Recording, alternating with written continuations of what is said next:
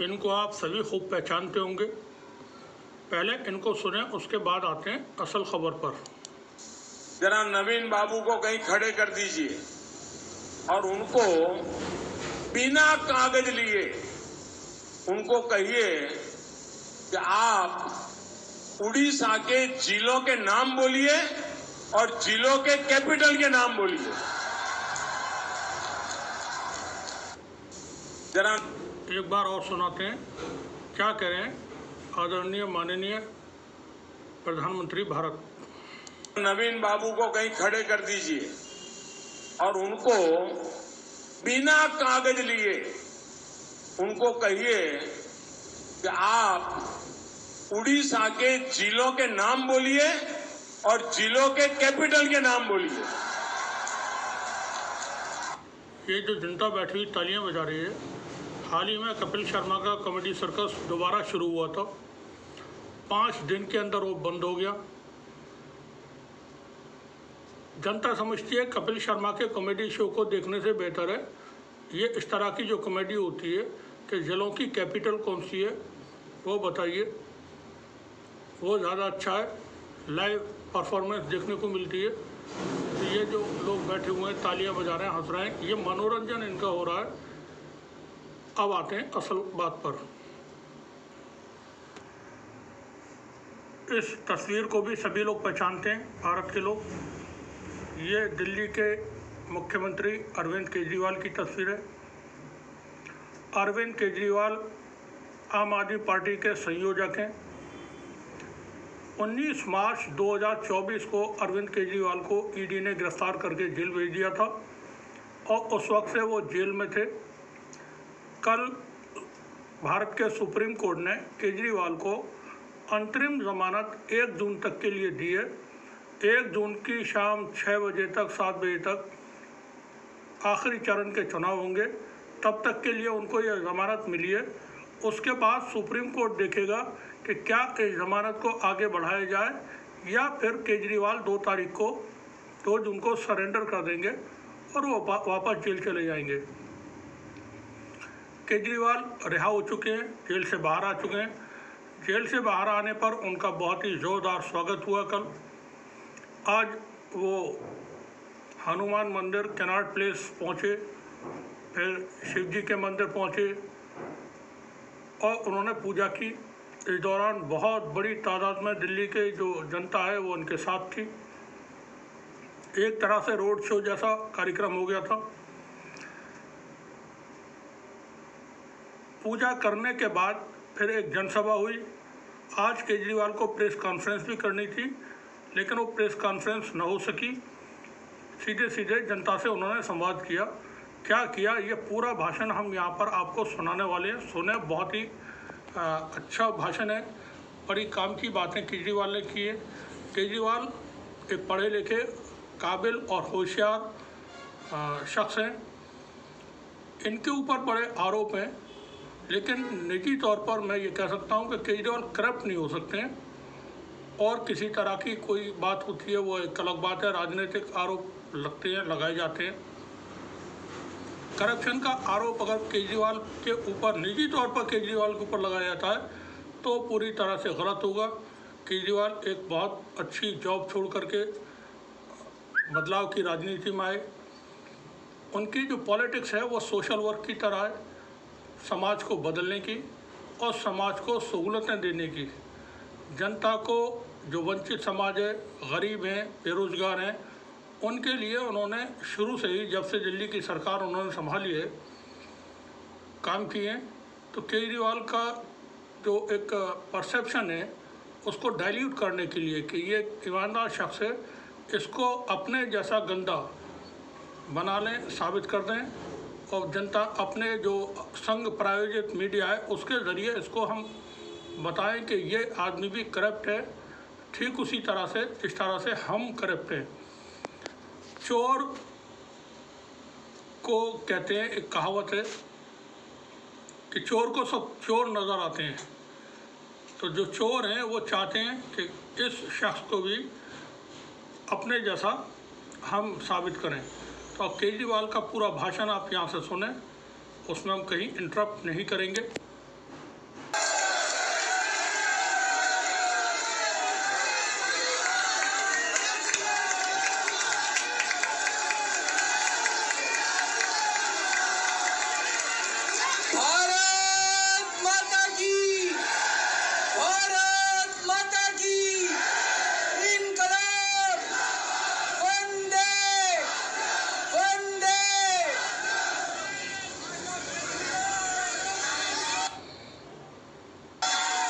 सब लोगों का तहे दिल से बहुत बहुत शुक्रिया।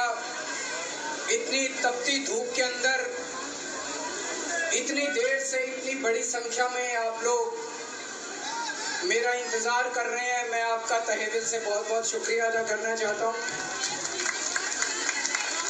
जितने लोग इस वक्त टीवी में देख रहे हैं, उन सब दर्शकों का भी मैं तहे दिल से शुक्रिया अदा करना चाहता हूं। सबको मेरा नमस्कार, सबको मेरा प्रणाम।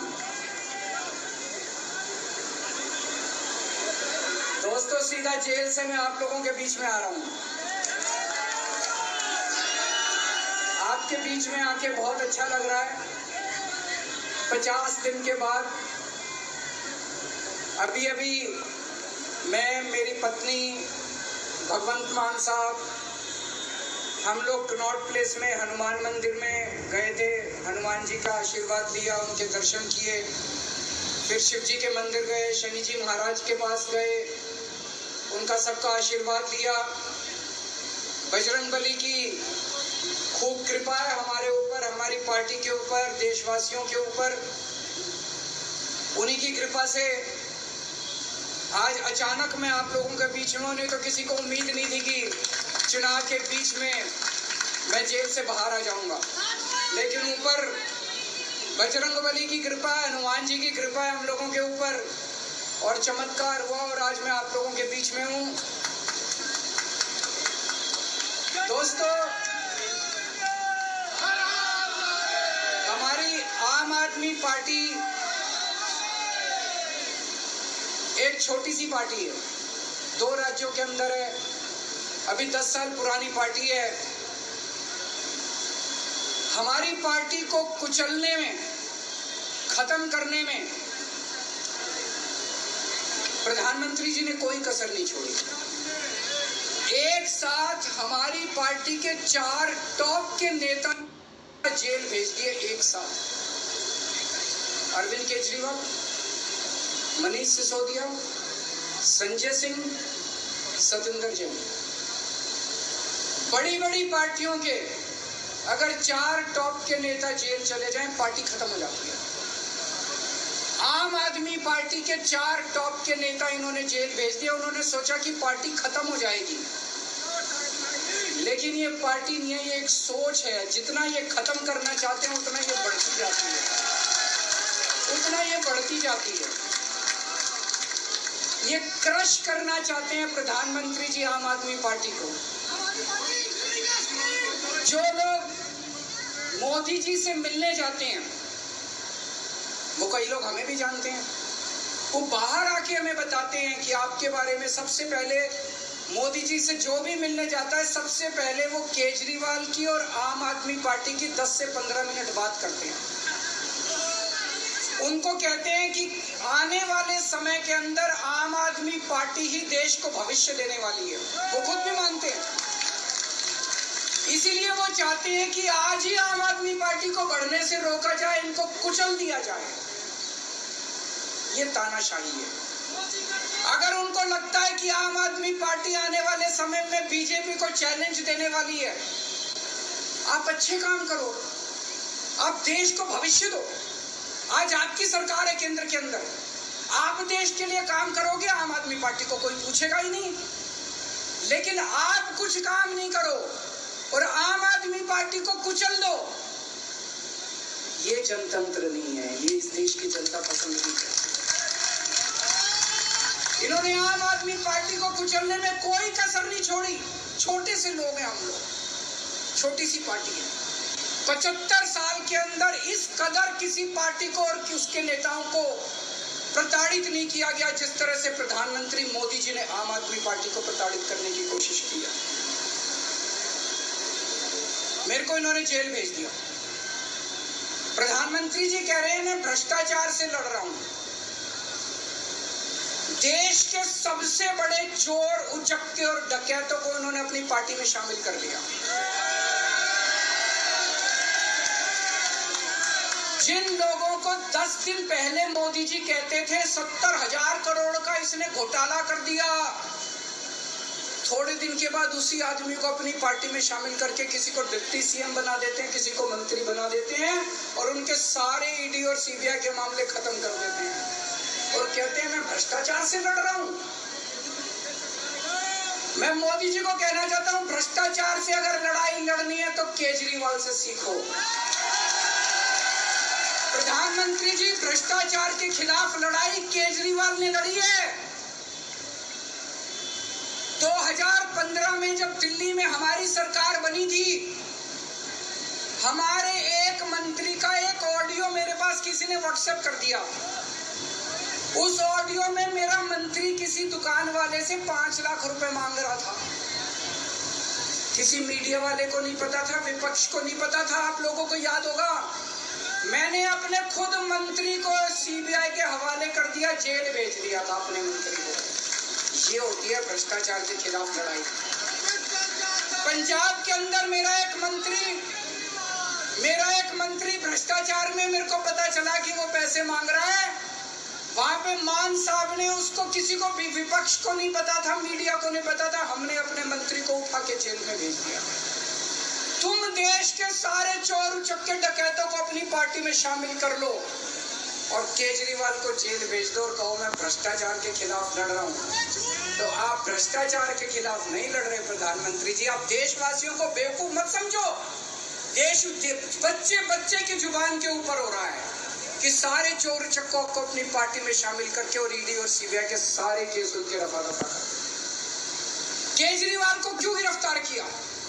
केजरीवाल को गिरफ्तार करके उन्होंने एक मैसेज दिया है सारे देश को कि अगर मैं केजरीवाल को गिरफ्तार कर सकता हूं तो किसी को भी गिरफ्तार कर सकता हूं।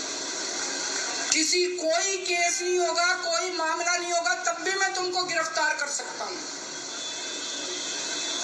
एक बेहद खतरनाक मिशन चालू किया हुआ है प्रधानमंत्री जी ने, बहुत ही खतरनाक। देशवासियों को ये समझने की, अब जब मैं बोलने जा रहा हूं, समझने की जरूरत है। उस मिशन का नाम है वन नेशन वन लीडर। देश के सारे नेताओं को खत्म करना चाहते हैं मोदी जी और इसको 2 स्तर के ऊपर इस मिशन को चला रहे हैं। जितने विपक्ष के नेता हैं उनको जेल भेजेंगे और जितने बीजेपी के नेता हैं उनको सबको निपटा देंगे, उनकी राजनीति खत्म करते जाएंगे, उनको सबको निपटाते जाएंगे। विपक्ष के अंदर आज इन्होंने मनीष सिसोदिया को जेल भेज दिया, संजय सिंह को जेल भेज दिया, सत्येंद्र जैन को जेल भेज दिया, केजरीवाल को जेल भेज दिया, हेमंत सोरेन को जेल भेज दिया, ममता दीदी के कई मंत्रियों को जेल भेज दिया, स्टालिन के कई मंत्रियों को जेल भेज दिया, केरला के सीएम के पीछे पड़े हैं। अगर ये चुनाव जीत गए, मेरे से लिखवा लो एफिडेविट के ऊपर, थोड़े दिन के बाद ममता दीदी जेल में होंगी, तेजस्वी यादव जेल में होगा, स्टालिन साहब जेल के अंदर होंगे, पिनराई विजयन जेल के अंदर होंगे, उद्धव ठाकरे जेल के अंदर होंगे, जितने विपक्ष के नेता ये सारे जेल के अंदर होंगे। अगर ये चुनाव जीत गए, इन्होंने बीजेपी का एक नेता नहीं छोड़ा। आडवाणी जी की राजनीति खत्म कर दी इन्होंने, मुरली मनोहर जोशी की राजनीति खत्म कर दी, सुमित्रा महाजन की, शिवराज सिंह चौहान जिसने मध्य प्रदेश का चुनाव जीत के दिया इन लोगों ने, शिवराज सिंह चौहान ने उसको मुख्यमंत्री ने बनाया, उसकी राजनीति खत्म कर दी। वसुंधरा राजे की राजनीति खत्म कर दी इन्होंने, खट्टर साहब की राजनीति खत्म कर दी, डॉक्टर रमन सिंह की राजनीति खत्म कर दी। अब अगला किसका नंबर है? योगी आदित्यनाथ। अगर ये चुनाव जीत गए, मेरे से लिखवा लो, 2 महीने के अंदर उत्तर प्रदेश का मुख्यमंत्री बदल देंगे। योगी आदित्यनाथ की राजनीति खत्म करेंगे, उनको भी निपटा देंगे। यही तानाशाही है दोस्तों। वन नेशन वन लीडर ये चाहते हैं, एक ही तानाशाह इस देश के अंदर बचेगा, एक ही तानाशाह इस देश के अंदर बचेगा। हमारा देश बहुत महान है, 4000 5000 साल पुराना हमारा देश है। इसके पहले पिछले 4000 साल में कई मौके आए जब इस देश के ऊपर तानाशाहों ने कब्जा करने की कोशिश की, लेकिन हमारे देश के लोगों ने उन तानाशाहों का तख्ता उखाड़ के फेंक दिया। जब जब हमारे देश में ऐसा मौका आया कि तानाशाह ने हमारे देश के ऊपर कब्जा करने की कोशिश की, इस देश की जनता ने उसका तख्ता उखाड़ के फेंक दिया। आज तानाशाह इस देश के अंदर बचेगा, एक ही तानाशाह इस देश के अंदर बचेगा। हमारा देश बहुत महान है, 4000 5000 साल पुराना हमारा देश है। इसके पहले पिछले 4000 साल में कई मौके आए जब इस देश के ऊपर तानाशाहों ने कब्जा करने की कोशिश की, लेकिन हमारे देश के लोगों ने उन तानाशाहों का तख्ता उखाड़ के फेंक दिया। जब जब हमारे देश में ऐसा मौका आया कि तानाशाह ने हमारे देश के ऊपर कब्जा करने की कोशिश की, इस देश की जनता ने उसका तख्ता उखाड़ के फेंक दिया। आज एक तानाशाह इस देश से जनतंत्र खत्म करना चाहता है, आज एक तानाशाह इस देश से लोकशाही खत्म करना चाहता है। मैं पूरे तन मन धन से लड़ रहा हूं, संघर्ष कर रहा हूं उस तानाशाह के खिलाफ। 140 करोड़ लोगों का साथ चाहता हूं मैं। मेरे अकेले के करने से नहीं होगा। 140 आज मैं आप लोगों से भीख मांगने के लिए आया हूं, 140 करोड़ लोगों से, 140 करोड़ लोगों से भीख मांगने के लिए आया हूं। मेरे देश को बचा लो, मेरे भारतवर्ष को बचा लो, मेरा भारतवर्ष, इस तानाशाही से बचा लो मेरे दोस्त, मेरे देश को।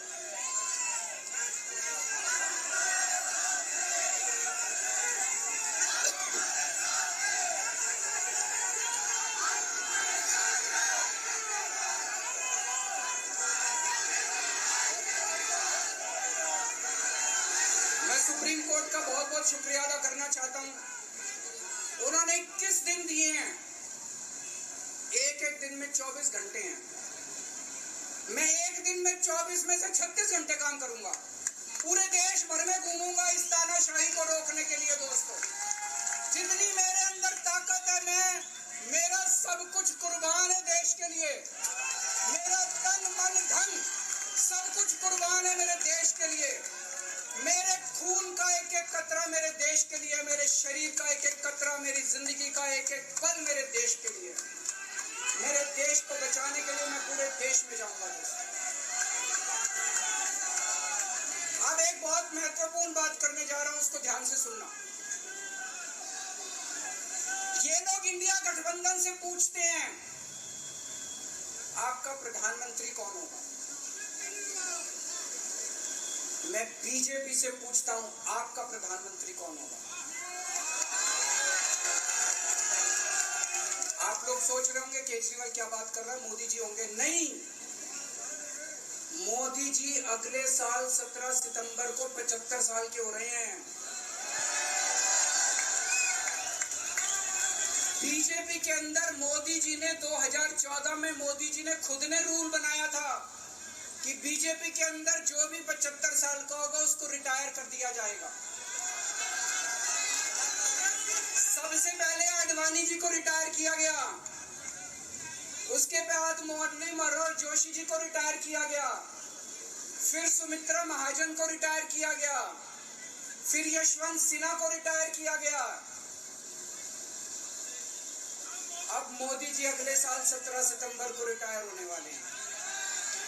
तो मैं बीजेपी से पूछना चाहता हूं आपका प्रधानमंत्री का दावेदार कौन है। दोस्तों, अगले साल 17 सितंबर तक अगर इनकी सरकार बनी तो उस पे भी आऊंगा मैं। अगर इनकी सरकार बनी तो पहले अगले 2 महीने में योगी जी को निपटाएंगे ये, और उसके बाद मोदी जी के सबसे खास अमित शाह को ये प्रधानमंत्री बनाएंगे। तो मैं लोगों को, देश के लोगों को आगाह करना चाहता हूं, मोदी जी अपने लिए वोट नहीं मांग रहे, मोदी जी अमित शाह को प्रधानमंत्री बनाने के लिए वोट मांग रहे हैं। मैं पूछना चाहता हूं मोदी जी से और अमित शाह जी से, ये मोदी की गारंटी पूरी कौन करेगा? क्या अमित शाह मोदी की गारंटी पूरी करेंगे? जब आप अगर जो वैसे तो मेरे को लगता है मैं भी आऊंगा उसके ऊपर, मुझे नहीं लगता इनकी सरकार बन रही है। लेकिन जो जो बीजेपी को वोट देने जाएं वो ये सोच के जाना कि आप मोदी जी के नाम पे वोट नहीं दे रहे, आप अमित शाह के नाम पे वोट दे रहे।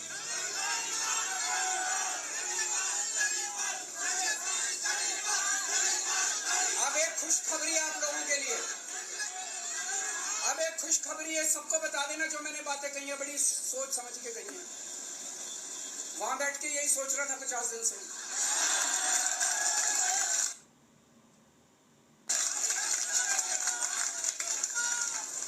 दोस्तों पूरे देश के मेरे को बाहर निकले हुए 20 घंटे हो गए। इन 20 घंटों के अंदर भी मैंने रात भर में जनता से बात कर रहा था, लोगों से फोन कर रहा था।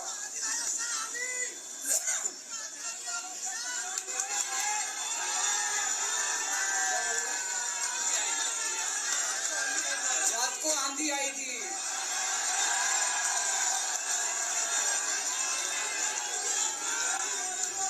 पिछले 20 घंटे में मैंने जो बातचीत करी है, कई बड़े बड़े एक्सपर्ट से बात की, चुनाव विश्लेषकों से बात की, सेफोलॉजिस्ट से बात की, जनता से बात की, फोन पे लोगों से। मेरा अपना आकलन है कि 4 जून के बाद इनकी सरकार नहीं बन रही, मोदी सरकार नहीं। दोस्तों अगर मैं गलत हूं तो मेरे को बताना। हरियाणा में इनकी सीट कम हो रही है, राजस्थान में कम हो रही है, कर्नाटक में कम हो रही है, दिल्ली में कम हो रही है, बिहार में कम हो रही है, महाराष्ट्र में कम हो रही है, कर्नाटक में कम हो रही है, बंगाल में कम हो रही है, झारखंड में कम हो रही है। बढ़ कहाँ रही है? यूपी में कम हो रही है। बढ़ कहाँ रही है? बड़े एक भी जगह इनकी सीटें नहीं बढ़ रही हैं। मेरा अपना मानना है, और सट्टा बाजार में भी जो चल रहा है, इनकी 220 से 230 के बीच में सीट आ रही है, उससे ज्यादा सीट नहीं आ रही। मोदी सरकार नहीं बन रही है, केंद्र में इंडिया गठबंधन की सरकार बन रही है। आम आदमी पार्टी उस सरकार का हिस्सा होगी। दिल्ली को पूर्ण राज्य दिलाएंगे। दिल्ली का एलजी लोगों का एलजी होगा, दिल्ली का एलजी दिल्ली वालों का एलजी होगा। गुजरात से आया हुआ अभी, दिल्ली के लोगों का एलजी होगा, दिल्ली के लोगों का विकास होगा। एक और पॉइंट है, जब मैं जेल के अंदर था तो कुछ लोगों ने यह मुद्दा उठाया, केजरीवाल सीएम पद से इस्तीफा क्यों नहीं देता। दोस्तों केजरीवाल को कभी किसी पद का लालच नहीं हुआ। मैं यहाँ मंत्री, मुख्यमंत्री, प्रधानमंत्री ये सब बनने नहीं आया। इनकम टैक्स में कमिश्नर की नौकरी करता था। कमिश्नर की नौकरी छोड़ के दिल्ली की झुग्गियों के अंदर 1 नहीं, 2 नहीं, 3 नहीं, 10 साल तक मैंने दिल्ली की झुग्गियों के अंदर काम किया है, सुंदर नगरी और नंदनगर की झुग्गियों में। इनकम टैक्स कमिश्नर की नौकरी छोड़ के जब मेरे को दिल्ली की जनता ने पहली बार सीएम बनाया, असूलों के ऊपर 49 दिन के अंदर सीएम पद से इस्तीफा दे दिया था। एक चपरासी की नौकरी कोई नहीं छोड़ता। सीएम बनने के लिए लोग अपना दायां हाथ कटाने के लिए तैयार होते हैं। मैंने खुद से अपने आप सीएम की कुर्सी को लात मार दी थी 49 दिन के अंदर। मेरे लिए सीएम पद इंपॉर्टेंट नहीं है। आज मैंने सीएम पद से इस्तीफा क्यों नहीं दिया जेल जाने के बाद? दोस्तों पिछले 75 साल में भारतवर्ष में इतने राज्यों के चुनाव हुए, इतने राज्यों के चुनाव हुए, दिल्ली के अंदर सबसे ऐतिहासिक बहुमत से आम आदमी पार्टी जीती। 55-56% वोट, एक बार 67 सीट, एक बार 62 सीट। इतने भारी बहुमत से आज तक कोई राज्य की सरकार 75 साल में नहीं जीती। इतने भारी बहुमत से जीतने के बावजूद झूठा केस, अब उनको पता है वो हमें हरा नहीं सकते दिल्ली के अंदर। उन्हें पता अगले 20 साल तक दिल्ली में आम आदमी पार्टी को कोई नहीं हरा सकता। तो उन्होंने एक षड्यंत्र रचा। राजनीतिक षड्यंत्र रचा। केजरीवाल को झूठे केस में जेल भेज दो, केजरीवाल को इस्तीफा देना पड़ेगा, केजरीवाल की सरकार गिर जाएगी। उन्होंने ये षड्यंत्र रचा, मैंने कहा मैं भी इस्तीफा नहीं दूंगा। तुम अगर जनतंत्र को जेल में कैद करोगे तो जनतंत्र जेल से चला के दिखाएंगे, सरकार भी जेल से चला के दिखाएंगे। कतई इस्तीफा तुम्हारे ट्रैप में फंसने वाले नहीं हैं। ये अगर हेमंत सोरेन साहब को भी इस्तीफा नहीं देना चाहिए था, जेल से सरकार चलानी चाहिए। अगर हमने इस्तीफा दे दिया, ये तो बड़ा अच्छा इनके लिए। जिस राज्य के अंदर ये चुनाव हारेंगे उसके मुख्यमंत्री को पकड़ के जेल में डाल दो, सरकार गिरा दो। उसके मुख्यमंत्री को पकड़ के जेल में डाल दो, सरकार। आज मैं अगर दिल्ली की जेल के अंदर रह के दिल्ली की जेल से इस्तीफा नहीं दे रहा, वो इस तानाशाही के खिलाफ संघर्ष कर रहा हूं, इसको समझ लेना। केजरीवाल को किसी पद का लालच नहीं है। सीएम तो 100 सीएम की कुर्सी देश के नाम कुर्बान है। मुझे पता चला मेरे जेल जाने से बहुत लोग भावुक हुए, खासकर मेरी माँ, बहनें, महिलाएं बहुत रोई, कईयों ने बहुत मन्नतें मांगी। मैं सबका बहुत बहुत शुक्रिया अदा करना चाहता हूं जिन लोगों ने अपनी दुआएं, करोड़ों लोगों ने अपनी दुआएं भेजी हैं। पूरी दुनिया भर से करोड़ों लोगों ने दुआएं भेजी। उन्हीं के आशीर्वाद का कमाल है कि आज मैं आप लोगों के बीच में हूं। आप लोग सब लोग सुखी रहें, देश खूब तरक्की करे, फले फूले, आप सब लोग खूब खुश रहे, ऐसी मेरी प्रभु से इच्छा है। भारत माता की।